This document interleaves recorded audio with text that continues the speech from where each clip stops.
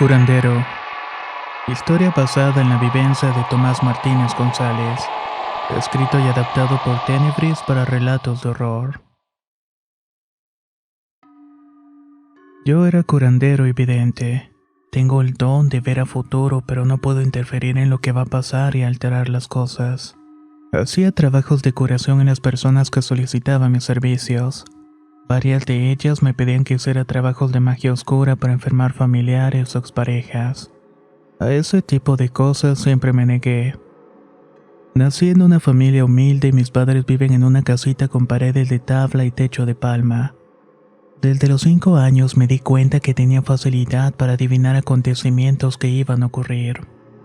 Nunca le di uso a este don porque renuncié al Ejército Nacional Mexicano. Primero comencé curando familiares. Después amigos, luego vecinos, hasta que me animé a atender a desconocidos e incluso políticos. Estos últimos fueron los que me ayudaron a crecer económicamente, ya que antes de las elecciones acudían a mí para que les ayudara a quedar en los puestos que aspiraban. Poco a poco me fui convirtiendo en un ser repugnante. El dinero me ofrecía esa sensación de poder que corrompe a los que tienen un corazón limpio. El dinero y mi conexión con los políticos más poderosos de Veracruz me convirtieron en un hombre soberbio e insensible. Mis actitudes terminaron llevándome a un estado de soledad, pues a pesar de mi posesión económica vivía solo. No tenía pareja ni tampoco familia. Estaba consciente de que los amigos que me rodeaban eran solamente por interés y por mi don de sanar. Los demás me hablaban por temor que pudiera hacer algo contra ellos. Todo comenzó a empeorar una noche. Estaba cenando en una cocina provisional que tenía instalada en el segundo piso de mi casa. Era un cuartito de 3 metros por 5 y apenas tenía una estufa de gas, un refri pequeño y una alacena hecha con guacales. Tal vez suene muy contrastante en comparación con el resto de las dimensiones de mi casa. La había arreglado de esa manera porque me recordaba mi infancia. Me gustaba pasar ahí el tiempo para pensar las cosas. Estaba cenando cuando sentí un frío muy intenso. No tenía idea de qué lo estaba provocando. El exterior no estaba tan frío, pero en la cocina podía ver el vaho de mi propio aliento.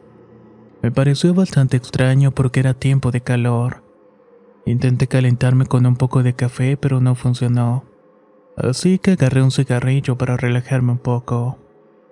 Pasaron 5 minutos y me comencé a desesperar por no lograr entrar en calor. Entonces me levanté y comencé a hacer ejercicios de respiración para tranquilizarme un poco. Como nada me funcionaba, decidí bajar por mi chamarra. Me puse la más abrigadora que encontré y volví a subir a la cocina. Una vez más me senté de nuevo para terminar de cenar. Justo cuando iba a dar el último bocado, de la nada se giró la perilla de la puerta desde afuera. Era como si alguien estuviera queriendo entrar a la fuerza. Yo no me moví ni un solo músculo. Intentaba pensar qué era lo que estaba pasando. Esta vez sentí mucho miedo porque no había forma de que alguien estuviera en mi casa. Aún pensaba qué podía hacer cuando la puerta se abrió lentamente hasta su totalidad. Parado en el marco estaba un espectro de tonalidad blancosa. Iba flotando al ras del piso. Parecía una mujer con la piel gris y el rostro muy pálido. Me rodeó 2 veces sin quitarme la vista de encima. Lo más aterrador de esto eran sus ojos. Eran totalmente negros, como si de ellos emanara un abismo. En su mano alcancé a distinguir algo puntiagudo como una especie de cuchillo o algo parecido. Por un momento creí que iba a morirme en las manos de aquel ser infernal, porque podía percibir esa intención en su rostro iracundo. Sin embargo, para mi sorpresa no fue así. Luego de estar un rato parada, salió de la misma forma en la que había entrado. Una vez que desapareció, bajé corriendo como loco hacia mi cuarto. Me metí entre las cobijas y me tapé con ellas hasta la cabeza. Podía sentir que alguien me estaba observando en medio de la habitación. Así que comencé a orar unas plegarias que según yo iban a protegerme. Estas oraciones eran las que había aprendido a lo largo del tiempo en el curanderismo. El decir que no son las oraciones cristianas que todos conocen. Más bien son oraciones paganas, pues en ellas se pide la protección de los elementos naturales. Estas no hicieron ningún efecto, ya que a pesar de orarlas correctamente, esa presencia seguía sintiéndose. Esa noche no pude dormir. Al día siguiente agarré mi camino sin rumbo dejando todo atrás. En mi andar llegué hasta lo que entonces era la carretera federal México-Jalapa. Ahí me detuve a descansar un rato.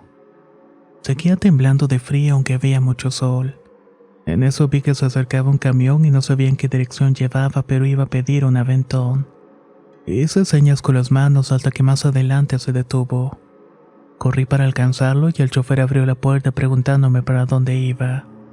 Yo le dije que no sabía, pero me urgía irme de Jalapa porque no me sentía bien. Me subí y el chofer comenzó a avanzar mientras me preguntaba lo que había pasado. Le platiqué lo que había sucedido por la noche y no fue hasta que detuvimos en Banderilla que me dijo que iba rumbo a Oaxaca, que incluso él podía llevarme con un brujo bastante bueno. Las intenciones del trailero eran buenas, pero algo me decía que no era prudente confiar en ese brujo. Le dije que me bajaría ya en Barandilla porque no quería continuar. Él siguió insistiéndome que confiara en él y que no iba a pasarme nada. Eso me irritó mucho y le respondí que si no me bajaba en ese momento iba a abrir la puerta aunque estuviera en movimiento. Más a la fuerza que de ganas se detuvo por donde está la desviación a Naulinco.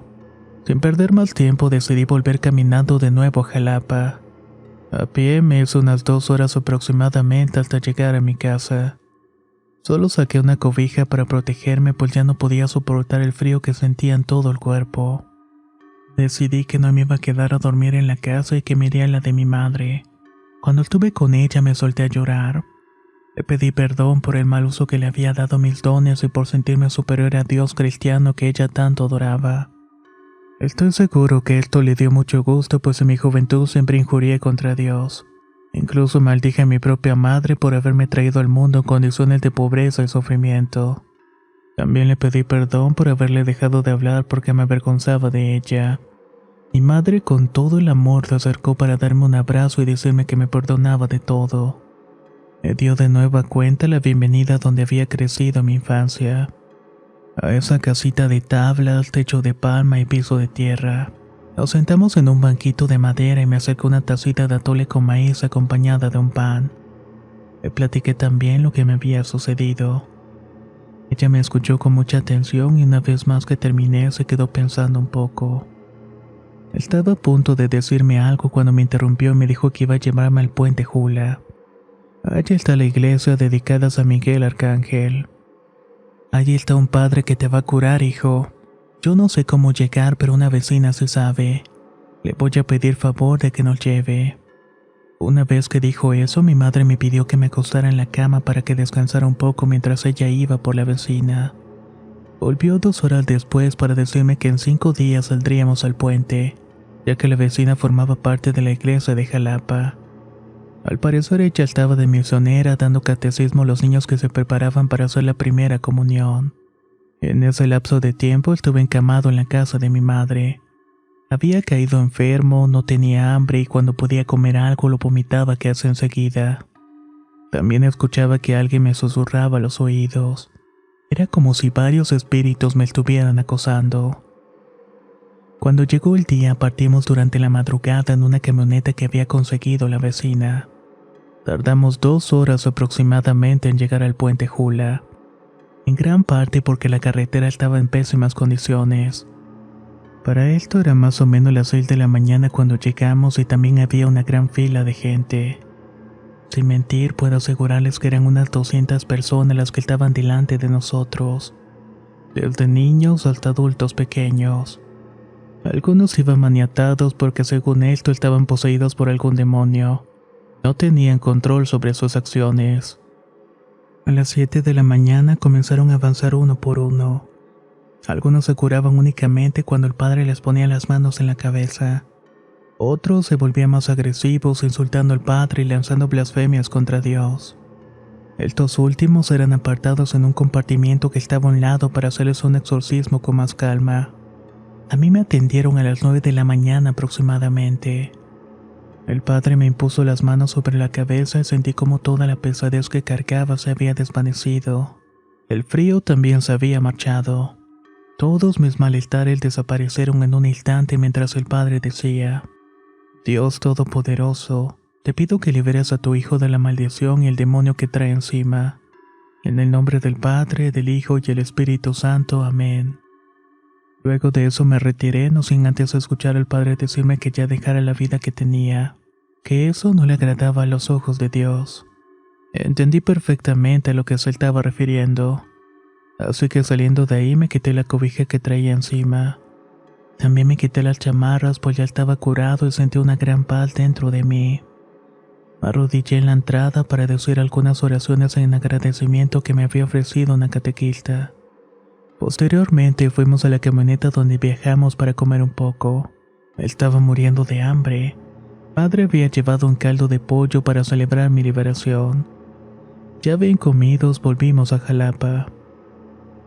Luego supe que lo que traía encima era un demonio que me habían dejado el espectro que había visto. Esa mujer era una bruja que trabajaba la magia negra con la protección de su padrino.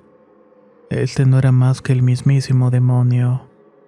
Esta me hizo la maldad porque yo deshice uno de sus trabajos. Como mencioné, yo solamente limpiaba y curaba a los que venían a buscarme que estaban trabajados con maldiciones o amarres. Esta mujer, al ver sus trabajos deshechos por mí, se le ocurrió desquitarse atándome a un ente oscuro para que me fuera consumiendo la vida lentamente. Desde aquel entonces dejé de hacer trabajos de curanderismo y también dejé de leer el futuro de las personas. Me hice muy devoto de Dios y a diario le rezo para pedirle por el bienestar de los otros. Lo hago en la mañana al levantarme, también antes de acostarme y durante la misa dominical. En cuanto puedo ayudar a las personas vulnerables con alguna obra de caridad que está a mi alcance. Los políticos que fueron mis amigos siguen estando en contacto conmigo todavía, pero ahora intento pedirles favores solamente por el bien de los demás. A varios de ellos los voy a visitar al cerezo para decirles que aún están a tiempo para arrepentirse de sus actos y ser perdonados por Dios. Esta es mi experiencia de vida y espero que les haya parecido interesante. Hay cosas que simplemente están fuera del alcance del entendimiento de las personas. Creo que lo que me pasó es justamente todo eso.